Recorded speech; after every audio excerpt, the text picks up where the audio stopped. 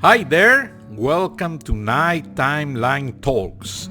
Hola amigos, bienvenidos a Charlas de la Noche, Palabras con Imagen. Tonight we are doing a deep analysis about the recent primary elections in Georgia.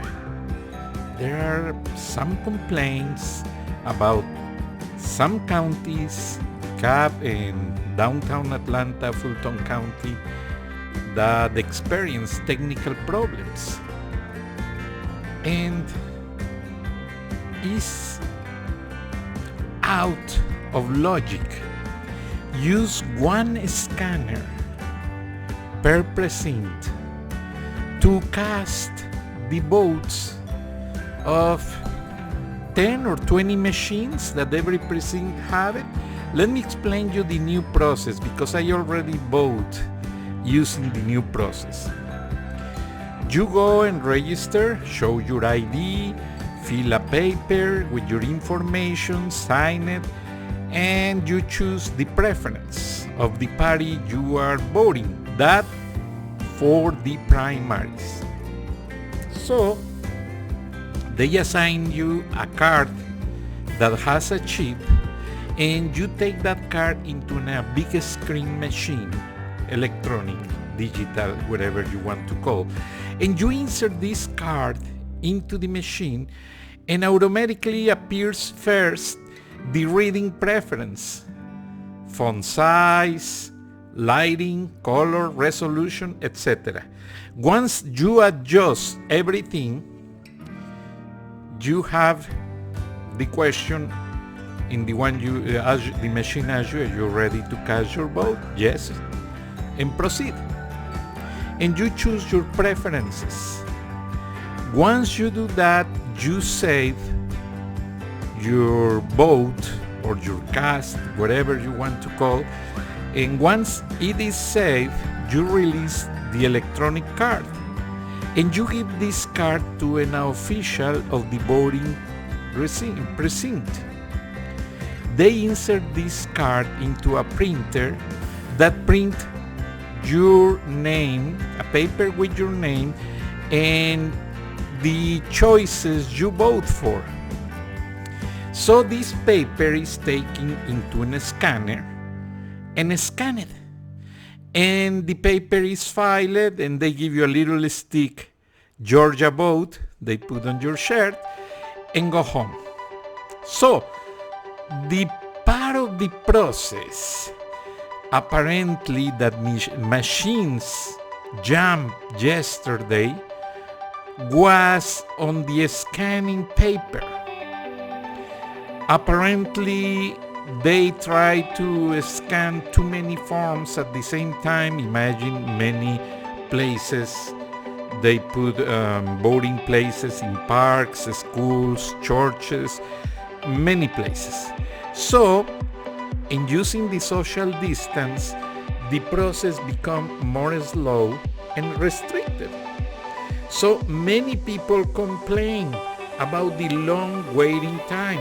Some people wait through 5 hours to cast their vote. I didn't, because I feel due to the pandemic, I fill online my absentee ballot form and I received by mail.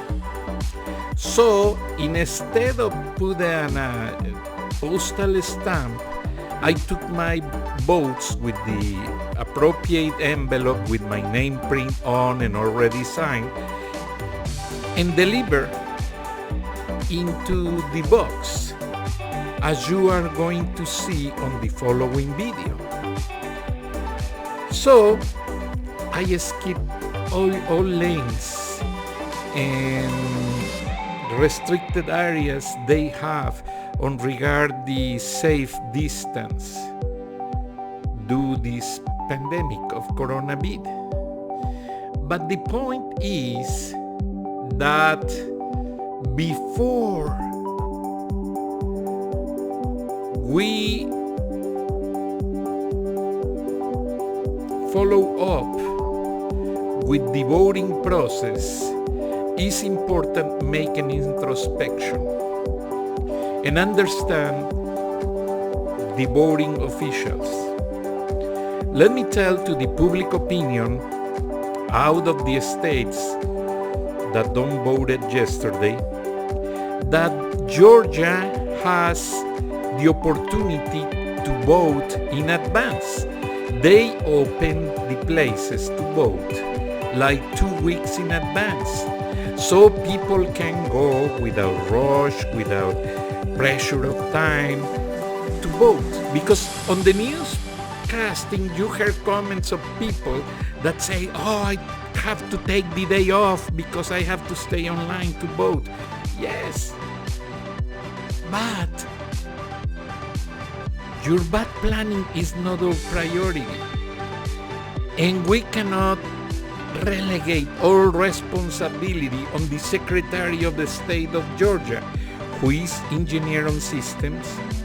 And since long time ago, International Business Machines, IBM, is developing the systems to manage the voting electronically. What happens, they have to adapt the modality to print the ballot. There were many complaints that elections were hacked and manipulated. There is no evidence of that situation, but authorities heard the situation. So everybody was satisfied before we apply this new process. But on the new process, we have to recognize that the mistake was use only one scanner and one printer for everything. So parts of the process were difficult because as most people start to vote, as most processing on the software on the statewide server was taking that information, because before it prints, the information is saved on a server, and from the server that information is encrypted and goes to the printer. The printer is just to satisfy voters that the information they choose for is in a piece of paper. So they scan it again in a portable formatted document, PDF, something that nobody can change anymore. And once it is scanned, the paper is saved and the PDF is saved into the server, in a different server, in order to keep a contingency plan backup. And doing a risk assessment of this process, because last night news reporters interviewed the Secretary of State of Georgia, who is a systems engineer, as well I am. But I'm not trying to justify the problems, but I have to be honest with the audience and explain how the process was affected, which one parts of the process were delaying everything, the printing process, the scanning process, and the saturations on the servers, because we are not talking about a regular server. The state of Georgia used for election a different servers.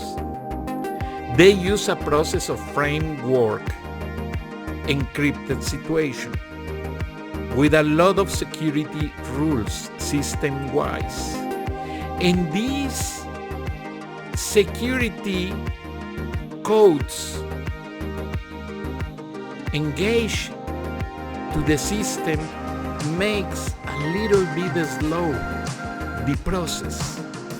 And it is why many people lost their patience and they were complaining everywhere, and reporters listened their complaints, what is good. But we have also to understand the other side of the story. We have also to understand that there are too many situations that are involved to affect the possible hacking on the election results. And if I am explaining that, is because I like to be fair and balanced with the public opinion. And let me explain also to my Spanish-speaking audience, because they must know many voted yesterday when I visit my voting precinct on the Johns Creek Environmental Center. Was raining and it was crowded. A lot of people, a lot of cars, long lines, and that doesn't affect the voting process. In fact, it was a little bit slow, but everybody voted, and people was happy to cast their vote. And according to the news, the last cast of the vote was in Fulton County after midnight. So the voting authorities wait to the last person to cast their vote. Once they were on the line, they must respect they are waiting for. But authorities and volunteers deliver pizza, deliver snacks, water bottles. So the situation wasn't chaotic like some people trying to picture. We have to be honest. And I cover elections in other countries, and believe me, here in America, visit a voting precinct is a paradise. In other countries, they are under a palm tree on the heat. There are people trying to intimidate voters, guerrillas, subversion people. No. I can't explain you. I cover elections in El Salvador, Nicaragua, many places. And here in America, we have democracy. Let's go to protect it, because it's a great asset that United States keep for everyone. Yeah, I understand that people complain manipulations here and there. Well, it is why there are voting officials, and it is why there are representatives from every party defending the rights of every voter. And I was reading the preliminary results, and the Hispanic candidates don't have good fortune. Many of them are expecting the second round to check if they can be nominated. I interviewed some of them here for my program. Miss Brenda Lopez, who is graduated of Syracuse University, New York, very well prepared lady, my highest respect for her. And she's trying to represent the Hispanic voters. But obviously in the district of Gwinnett that she's running for the federal Congress is a little bit hard, because she's facing another candidates. And let's go to see. I wish her the best. I don't live in Gwinnett County, but I appreciate her effort. And I ask the rest of Hispanics, appreciate that she is running and trying to help the community. I never say my preference for voting. That is very confidential, because I don't vote for colors. I vote for the people. I read the background, I read the platforms, I read the scholar background, because that is important too. And for example, the only one Hispanic that has a little bit of luck Mr. Pete Marine, the Cuban American, that for 14 times been in the State Congress of Georgia. And I hope he can win, because there are still results coming on. I am talking about preliminary results. Nothing is official yet. Probably by tonight, everything becomes official and we can have a clear idea about what's going on. But the good thing is that yesterday, people goes to vote in crowds. All the voting places were crowded, and plenty of people who likes to choose their own decision, and probably very inspired due to the recent situations happening in the United States of America. So let's go to see the final results in few days, and I tell you in a briefing about that.